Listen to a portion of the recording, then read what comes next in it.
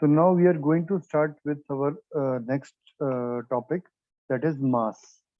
Basically, this topic is difference between mass and weight. Now, if we discuss about the mass means the body, mass is the body, or you can say the quantity of matter contained inside in it. मास का मतलब है कि किसी भी body के अंदर कितना matter उसके अंदर कंटेन है, उसे बोलते हैं हम लोग क्या, मास. That is the amount of substance or amount of matter contained inside a body. Suppose करो, मान लो ये एक इतना बड़ा एक तुम्हारे पास जार है, ठीक है. अब इस जार के अंदर आपने क्या करा, आधा पानी भर दिया, तो ये क्या है, उसके अंदर इतना मैटर आ गया, इतना उसका मास आ गया वाटर का. आपने क्या करा, फिर और भर दिया, और ज्यादा मास आ गया. आपने क्या करा, इसको फुल भर दिया, तो आपने उसका मास बढ़ा दिया. ठीक है. तो इसका मतलब इस जार के अंदर, मान लो ये आपके पास एक जार था, इस जार के अंदर इस मटके में इतना पानी, तो इतना मास, इतना पानी, ये मास हो जाएगा. पूरा फिल कर दिया आपने, पूरा मास हो गया. थोड़ा बहुत बाहर निकाल दिया तो कम हो जाएगा, तो मास उसका कम हो जाएगा. तो मास का मतलब क्या हो गया, it is the matter contained inside a body. Clear. ये होती है मास की डेफिनेशन. देन दूसरी पॉइंट क्या आता है, mass of a body is the measure of inertia. More the mass is directly proportional to inertia. Inertia याद है, पिछले चैप्टर में हमने पढ़ा था, क्या होता है inertia. What is inertia. More the mass, more is the inertia, and inertia is the opposition in any change of motion. अगर कोई भी मोशन हो रहा है, कोई भी मोशन की स्टेट चेंज हो रही है आपकी, तो उसके अंदर जो अपोजिशन हमारी बॉडी क्रिएट करती है, उसे बोलते हैं हम लोग inertia. And mass is a scalar quantity. It has only magnitude. It is not having any specific direction. And unit of mass is kilogram, and in CGS it is gram. So unit of mass is kg and gram. And mass of a body remains constant. Now mass of a body remain constant, and it does not change with place to place. ये इधर से उधर किसी place पे जाओ तो change नहीं होता है. याद रखना, मास चेंज नहीं होता है, वेट चेंज होता है. और मास और वेट में क्या डिफरेंस होता है, वो भी हम लोग अभी बात करते हैं. मास को मेजर करने के लिए हमारे पास बीम बैलेंस होता है, या फिर हम लोग कॉमन बैलेंस उसको बोल देते हैं. और मास कभी भी किसी चीज का जीरो नहीं हो सकता. ठीक है. तो ये सारी की सारी बातें हैं जो हमें मास के लिए याद रखनी है. इसका एक स्क्रीनशॉट ले लीजिए फटाफट आप. जो बात सबसे ज्यादा याद रखने की है वो ये है कि भाई मास का मतलब है it is the matter contained inside a body, and unit is kilogram, and it can not be zero. कभी भी किसी चीज का मास जीरो नहीं हो सकता. अगर उसका मास जीरो हो गया तो वो चीज मैटर ही नहीं है. ठीक. अब आ जाओ वेट. Yes, sir. अब वेट क्या होता है, weight is the force exerted by the earth on a body. अब अर्थ बेचारी, बेचारी क्या, हम बेचारे हैं. अर्थ जो भी हमारे ऊपर फोर्स लगा रही है, उसे बोलते हैं हम लोग क्या, वेट. ठीक है जी. तो फोर्स क्या होता है, force is equal to mass into acceleration, which is equal to weight. So weight is nothing but force. So W will be equal to mass into acceleration. और acceleration जो अर्थ क्रिएट करती है वो क्या कहला जाता है, वो होता है स्मॉल जी. स्मॉल जी का मतलब क्या था, acceleration due to gravity. Gravitation. अरे ग्रेविटी खाली, not gravitation, acceleration due to gravity. Okay, sir. तो W का फॉर्मूला क्या हो गया, m into g. क्लियर जी. तो सबसे पहले डेफिनेशन में अंतर आ गया. मास क्या था, matter contained inside a body. और वेट क्या होता है, it is the force exerted by the earth on the body. Unit of mass is kg, but weight की यूनिट क्या होती है, न्यूटन. ठीक है. क्लियर. अब अर्थ है, अर्थ पे ग्रेविटी जी की वैल्यू होती है 9.8 मीटर पर सेकंड स्क्वायर. अब किसी का मास अगर मान लो 10 केजी है, उसको 9.8 से मल्टीप्लाई करोगे तो वो बन गया 98 न्यूटन. तो 98 newton is the weight. 98 newton क्या हो जाएगा, उसका वेट हो गया. अगर Weight. अब कोई ऐसे प्लेस है मान लो जहाँ पे जी की वैल्यू आपकी सिर्फ 1.2 है, तो वहां पे उस चीज का वेट कितना हो जाएगा? 10 into 1.2 is equal to 12 12 newton. kg, 12 newton. Very good. तो क्या हो जाएगा? 12 newton. Clear? So weight yes sir. of a body, weight of a body varies with place।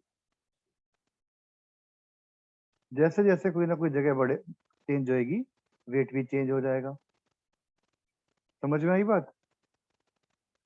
Wait yes sir. Weight Yes, sir. Can be zero, weight zero भी हो सकता है, wait zero भी हो सकता है आपका। ठीक है? और क्या चीज हो सकती है वेट में आपका? वेट आपका जीरो हो गया and weight varies on mass and small g, that is acceleration due to gravity. ठीक है? ये बात क्लियर हो गई। एंड वेट को मेजर करते हैं हम लोग स्प्रिंग बैलेंस से। ये जो चीज दिखी हुई, this is a spring balance. Now spring balance is basically measuring force exerted by the earth। clear? any doubt? Yes sir. No sir. जल्दी से फटाफट इसको सारे के सारे पॉइंट एक बार रीड करो।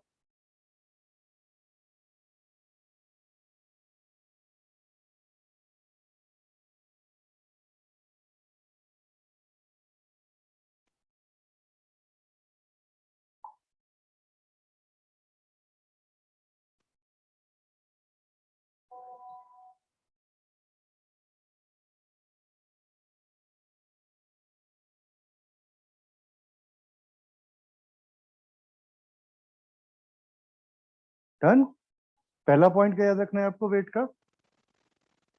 Force exerted by the earth on a body।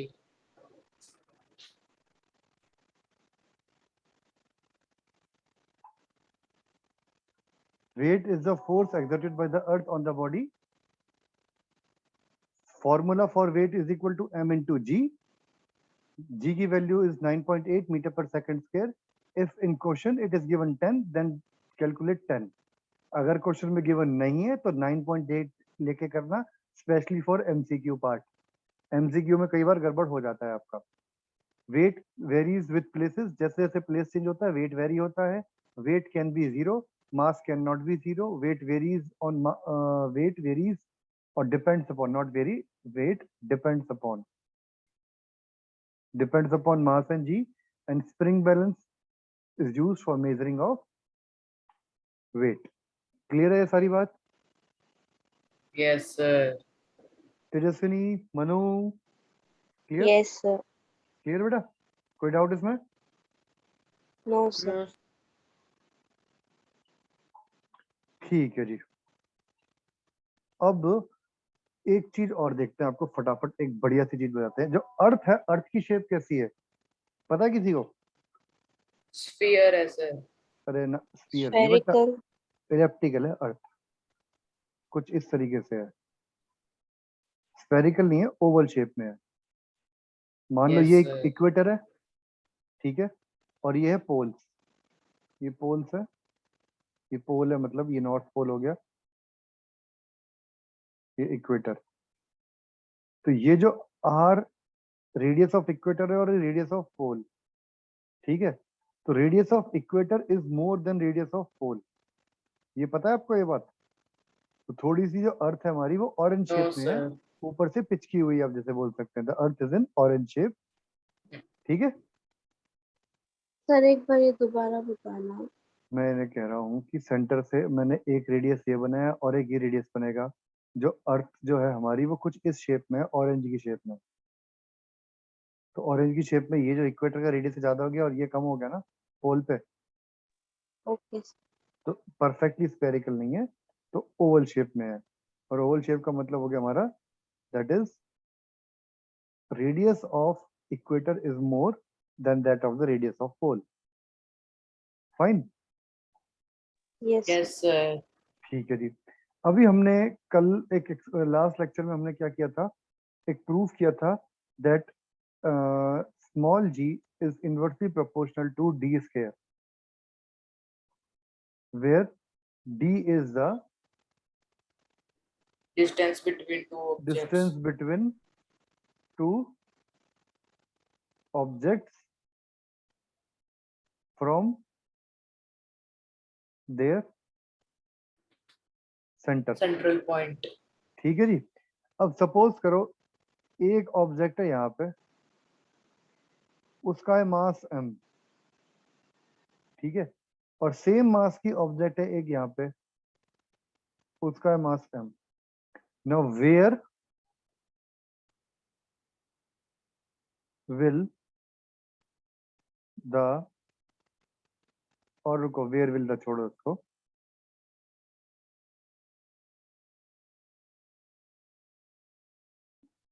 is weight of object remain same at poles or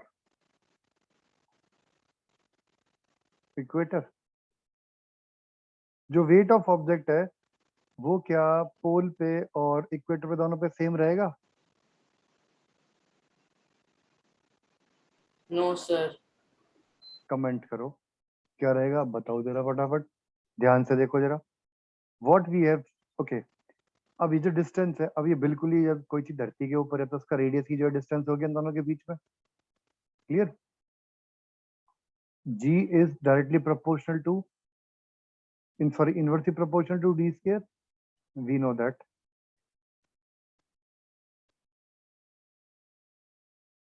okay, and re is more than rp, radius at equator is more than that of the radius at pole। It means more distance at poles, at more distance at equator than pole, so less value of g at equator and more value of g at poles। तो ये क्या बन गया मेरे पास, GE and GP।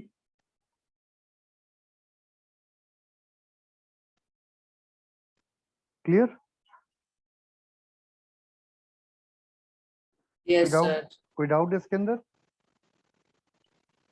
Sir as, एक बार दोबारा बताना।